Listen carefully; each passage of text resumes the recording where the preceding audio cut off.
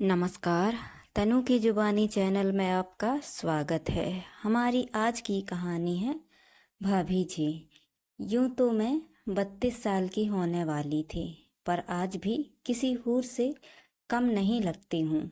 खूबसूरत चेहरा, तीखे नैन नक्श, गोल मटोल आँखें, पतले पतले ओंठ, सुराही सी गर्दन, गठीला बदन और ऊपर से मेरी खनकती आवाज़ मेरे हुस्न में 4 चांद लगा देती थी। मैं खुद को सजाने संवारने में कोई कसर नहीं छोड़ती थी। मेरे पति राजीव ने जब मुझको पहली बार सुहागरात पर देखा था तो उसकी आंखें फटी की फटी रह गई थी। जब 20 साल की उम्र में मैं दुल्हन बनकर ससुराल आई थी, तब गांव भर में मेरी खूबसूरती की चर्चा हुई थी। आस पड़ोस की बहुत सी लड़कियां हर रोज अपनी नई भाभी को देखने पहुंच जाती थी। वे एक टक मुझको देखती रहती थी। जब मेरी खूबसूरती को लेकर तरह तरह के सवाल जवाब करती तो मैं हंसकर बोलती, धत तेरी की, यह भी कोई बात हुई। राजीव ठहरा एक देहाती लड़का, बहुत ज़्यादा पढ़ा लिखा तो था नहीं, पर गाड़ी मैकेनिक का काम अच्छे से जानते थे। उसी के चलते तकरीबन 10,000 रुपये महीने वह कमा लेता था। काम करने वह पास के एक शहर में जाता था। शाम को लौटते समय वो दाल सब्जी और गृहस्थी का सामान लेकर आते थे। मैं सच संवर कर उसका इंतजार करती होती थी। अगर कभी राजीव को देर हो जाती तो मैं उसे उलाहना देते हुए कहती, देखो जी, हम पूरे दिन आपके इंतजार में खड़े रहते हैं, पर आपको एक बार भी हमारी याद तक नहीं आती है। ज़्यादा सताओगे तो हम अपने मायके चले जाएंगे। यह सुनकर राजीव मेरी जी हुजूरी करने लग जाते थे। मैं मान भी जाती थी। गर्मा गर्म जलेबी मेरी कमजोरी थी। राजीव घर वालों से छिप छिपाते थोड़ी जलेबी अक्सर ले आते थे। वक्त तेजी के साथ आगे बढ़ता गया। 5 साल बाद घर में 2 बच्चे भी हो गए। फिर शुरुआत हुई उनकी पढ़ाई लिखाई की। गांव में बहुत अच्छे स्कूल तो नहीं थे, इसीलिए मैंने राजीव को शहर में जाकर रहने के लिए राजी कर लिया। शहर में आकर राजीव पूरी तरह काम में रम गया। अब उसे पहले से ज़्यादा मेहनत करनी पड़ रही थी। किराया का घर, मोल तोल का सामान, बच्चों की फीस, ऊपर से गांव में माँ बाप के लिए भी कुछ न कुछ भेजने की चिंता हमेशा राजीव को खाए रहती थी। वह ओवर टाइम भी करने लगा था। जिंदगी की भागदौड़ में राजीव कमज़ोर होने लगा था। अब उसमें पहले जैसा जोश व ताजगी नहीं बची थी। वह खा पी कर रात में जल्दी सो जाता था। उसके पास मेरी तारीफ करने के लिए ना तो शब्द बचे थे और ना ही समय बचा था। उन्हीं दिनों राजीव के दूर के रिश्तेदार का एक भाई संजय काम की तलाश में उसके पास आया। वह एक कंपनी में नौकरी करने लगा।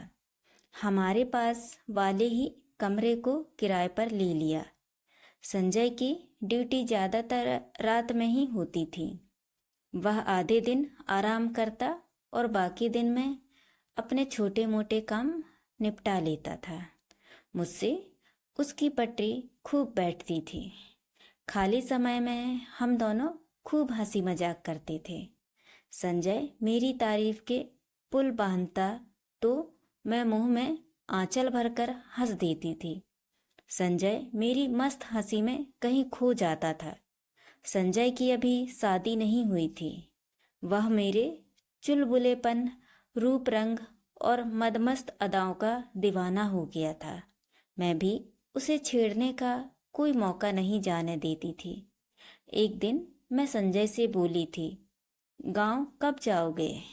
क्यों, आपके लिए कुछ लाना है? हाँ, लाना तो है, एक देवरानी। संजय इस बात पर कुछ निराश सा हो गया था। इधर बच्चों के स्कूल में छुट्टियां हो गई थी। मेरा भाई रोहन शहर घूमने आया था। वापस जाते समय वह अपने साथ दोनों बच्चों को भी ले गया। नानी के घर के क्या कहने, जाना तो मैं भी चाहती थी, मगर राजीव के ख्याल ने मुझे रोक दिया था।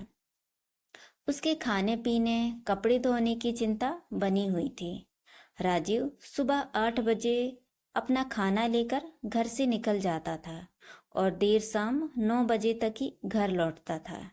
संजय की रविवार को छुट्टी होती थी। एक दिन वह आराम से दोपहर के 2 बजे सोकर उठा। चाय बनाकर पी। बर्तनों की खटपट की आवाज़ सुनकर मैंने उसे पुकारा, अरे संजय, थोड़ा आना तो। आया भाभी, कहकर संजय दौड़ा दौड़ा मेरे कमरे में आ गया। मैं आधे मुंह बिस्तर पर लेटी हुई थी। क्या हुआ भाभी? ज़्यादा कुछ नहीं, थोड़ा सिर दर्द है, दुकान से दवा ला दो। संजय पास की केमिस्ट की दुकान से सिरदर्द की गोली ले आया। संजय ने मुझको गोली थमा दी और पानी का गिलास भी भर करके ले आया। संजय, तुम कितना ध्यान रखते हो मेरा, मैंने चेहरे पर मुस्कान लाते हुए कहा। भाभी, आप कहो तो थोड़ा सिर भी दबा दूं? संजय ने अपनेपन में कहा। मैंने हाँ में गर्दन हिला दी। संजय मेरे सिरहाने एक कुर्सी पर बैठ गया। उसकी जादुई उंगलियां मेरे माथे पर थिरकने लगी। दवा के असर और संजय की सेवा से मेरे माथे का दर्द तो बंद हो गया, मगर बदन में एक झुरझुरी सी दौड़ गई। अब एक अजीब सा खिंचाव मेरे मन में आ गया था। मैं बड़ी मुश्किल से खुद को रोक पा रही थी। मैंने बंद आंखों से ही कहा, ठीक है संजय, तुम्हारा शुक्रिया। अरे शुक्रिया कैसा भाभी, अपने ही तो काम आएंगे। जब से यहाँ आया हूँ मेरे सिर में आज तक किसी ने मालिश नहीं की है, आप कर सकती हो क्या? मैं सोच में पड़ गई कि आखिर आज संजय चाहता क्या है। बड़ी मुश्किल से मैं खुद को रोक पाई थी। फिर आग पानी का मिलन क्या करेगा, मना भी नहीं कर सकती थी। मैंने खुद को वक्त के हवाले कर दिया। मेरी पतली लंबी उंगली संजय के सिर में हलचल मचा रही थी। वह धीरे धीरे सुध-बुध खो रहा था। उसने मेरी गोल मटोल हथेली को पकड़कर चूम लिया। मैंने अपना हाथ खींचते हुए कहा, यह क्या है संजय? यह मेरा शुक्रिया है भाभी, मैंने रोमांटिक होते हुए कहा। बस इतना सा शुक्रिया? संजय ने मुझे अपनी ओर खींच लिया और मुझे अपनी बाहों में भर लिया। फिर मेरे गालों को चूमने लगा। धीरे धीरे हम दोनों एक दूसरे में समा गए। फिर हम दोनों एक दूसरे से अलग हुए और एक दूसरे को देखकर मुस्कुराते हुए बैठ गए। आज मैं बहुत खुश थी। संजय वापस अपने कमरे में चला गया। तो दोस्तों, ये कहानी आपको कैसी लगी? लाइक और कमेंट करके ज़रूर बताएं और चैनल को सब्सक्राइब करना ना भूलें। तो मिलते हैं अगली कहानी में। बहुत बहुत धन्यवाद।